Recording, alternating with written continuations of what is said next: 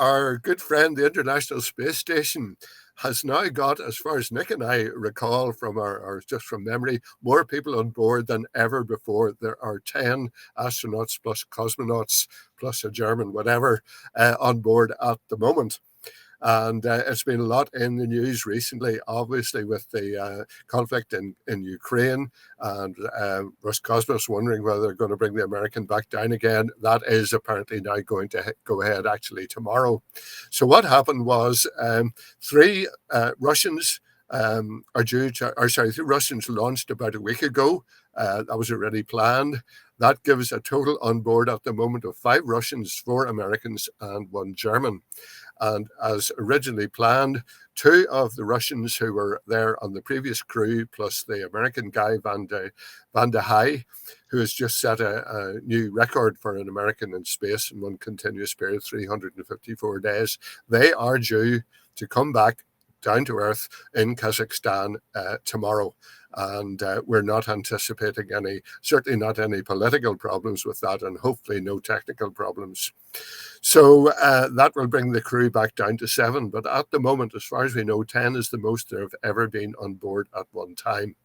And, ignoring Ukraine, basically, what has been going on in the ISS during the whole of the conflict, and in fact, during any previous periods of tension between America and Russia, the astronauts just get on with what they're there to do. And I presume they simply do not discuss what's happening in Ukraine at the moment because, just too touchy a subject. Get on with the science and forget about the politics.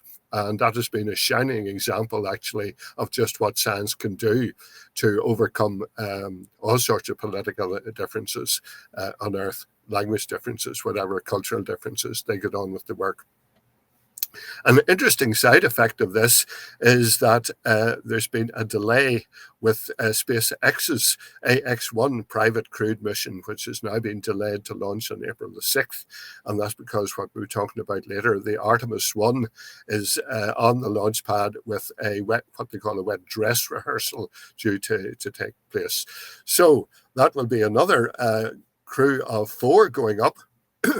That will be on a Falcon 9 launching with a Dragon capsule. There will be 3 paying customers and 1 sort of, if you like, proper astronaut, in that he's a former NASA astronaut, but he's now retired and he's now an Axiom employee.